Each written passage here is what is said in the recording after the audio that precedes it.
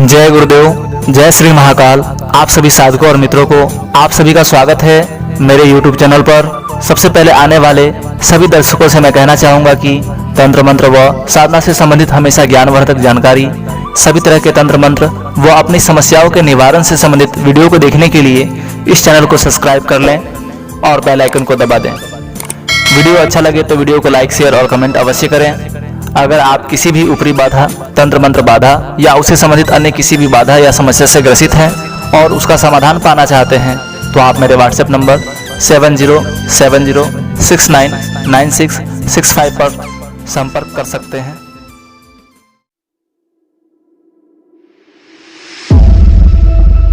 वहां से मेरा लौट जाना हुआ। बाद में एक दो बार, तीन बार बीच बीच में बात होती रही मेरी उस लड़के से, उसके भाई से, कि वहां पर क्या समाचार है। तो मुझे समाचार बहुत अच्छा मिला कि उनकी बहन ठीक है।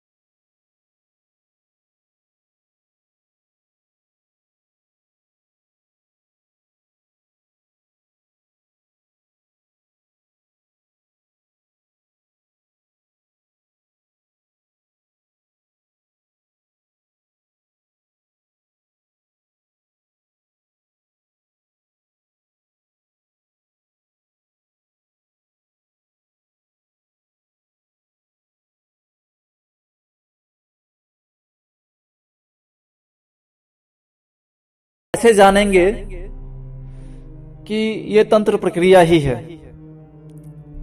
इसको मैं विस्तार से बताऊंगा। आप लोग वीडियो को पूरा सुने, समझें, तभी आप लोगों को समझ में आएगा। और सावधानी ये रखना है कि कभी भी इस प्रक्रिया को अकेले ना करें। तंत्र कैसे भी हो, खतरनाक ही होता है, अकेले ना करें।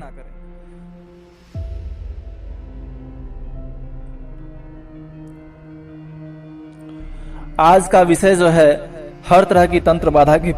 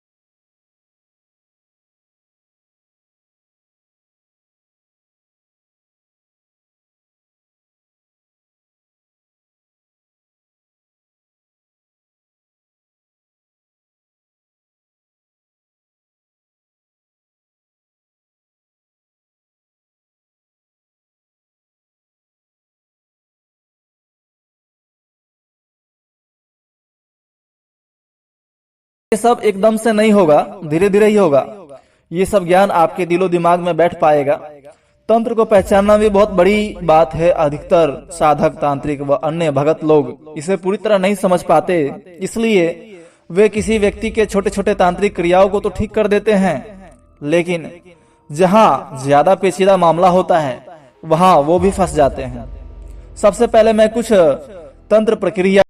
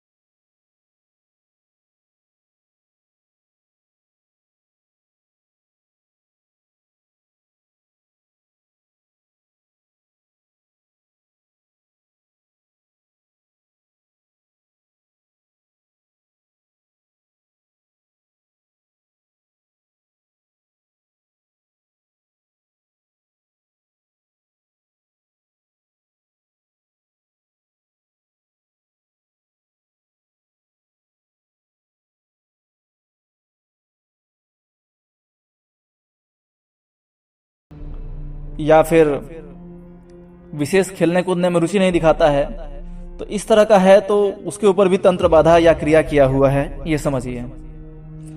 अगर किसी भी लड़का व लड़की की शादी में विलंब हो रहा है, वो भी अनावश्यक रूप से सभी चीजें ठीक होते हुए भी या शादी विवाह लग जाने के बाद भी बार बार टूट जा रहा है, तो निश्चित ही उन पर विवाह बाधा तंत्र क्रिया की गई है।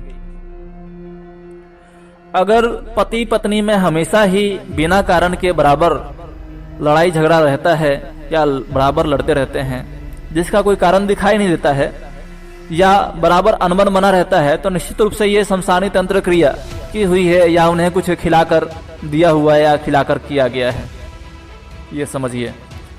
अगर किसी स्त्री का पति सभी तरीके से पूर्ण योग हो और उसकी पत्नी का अफेयर किसी और से चल रहा हो या उसकी पत्नी का ध्यान पराये पुरुषों पर जाता हो, तो निश्चित ही ये मान सकते हैं कि उसकी पत्नी के ऊपर फोटो से या उसे कुछ खिला पिला के या कुछ करके या फिर किसी वस्तु के द्वारा या किसी अन्य प्रक्रिया के द्वारा या सम्मोहन करके या त्राटक के माध्यम से उसके ऊपर तंत्र क्रिया की गई है।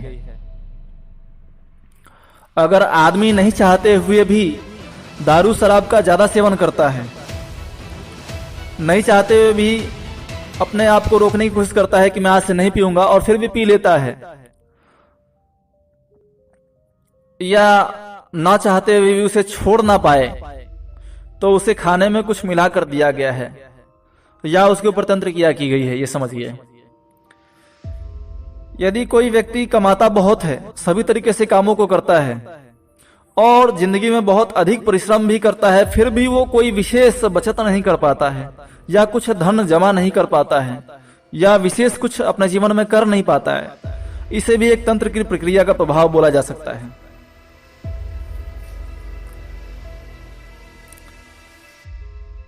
शादी के काफी समय बीत जाने पर भी अगर संतान नहीं हो रही है या गर्भ नहीं ठहरता है या गर्भ ठहरने के बाद में गिर जाता है, तो इसे गर्भ बंधन क्रिया या किया हुआ तंत्र है, ये जानिए।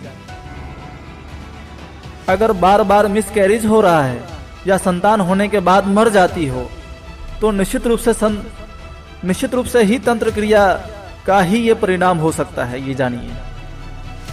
अगर आपका स्वास्थ्य बराबर ठीक नहीं रहता है और बार बार चेकअप करवाने पर भी कोई खास बीमारी का पता ना चले, डॉक्टर का बराबर घर पर आना जाना लगा ही रहे, तो ये तंत्र बाधा का ही एक लक्षण है।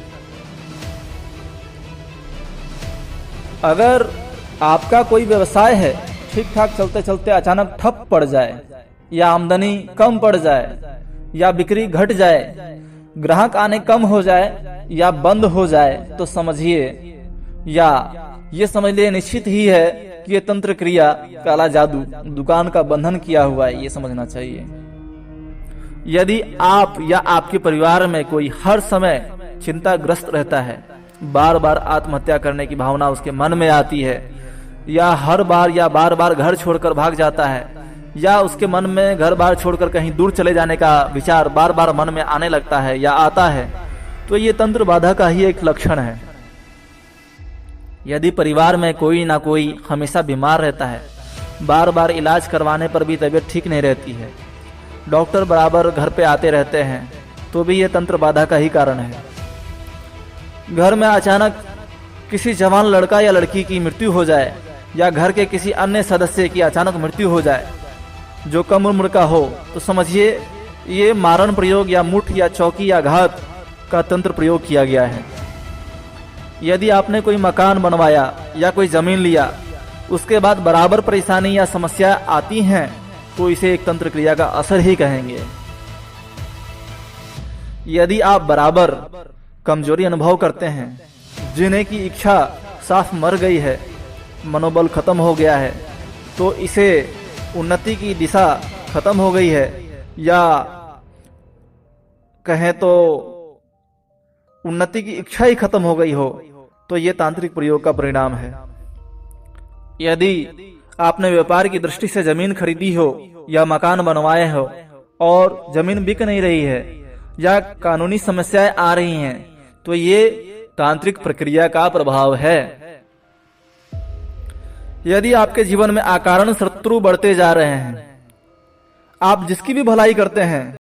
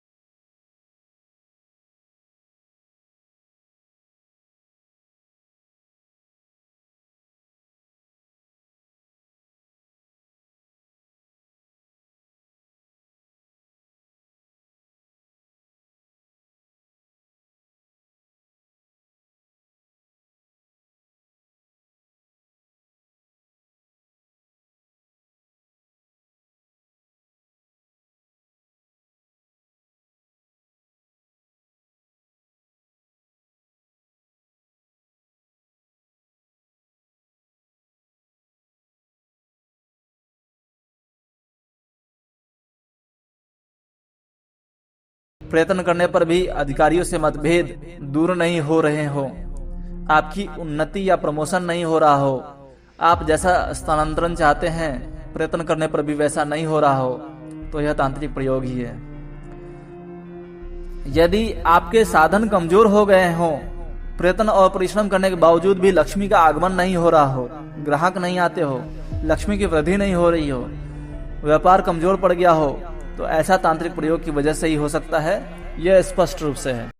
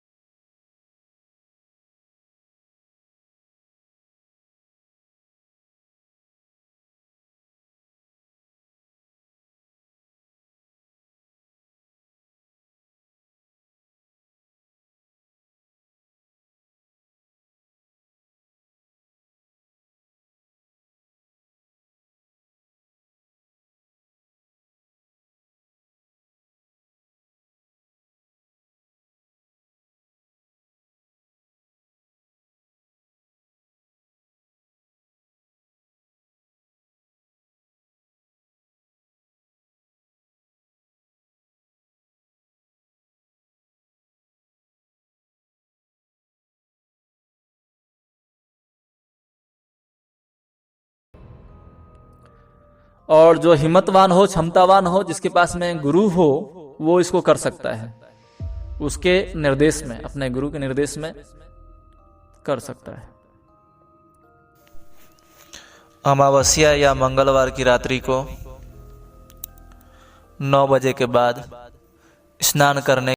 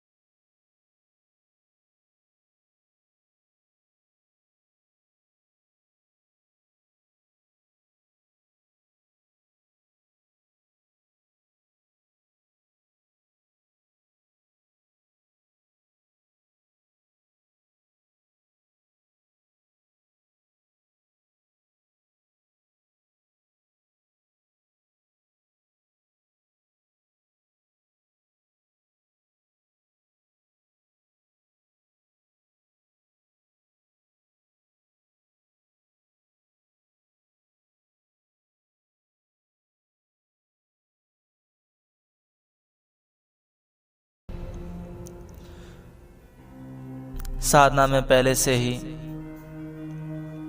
9 तरह की अलग अलग मिठाइयाँ मंगवा कर रखें।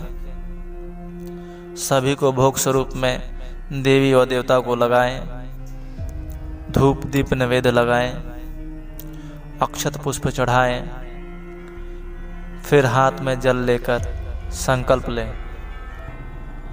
कि मैं माता महाकाली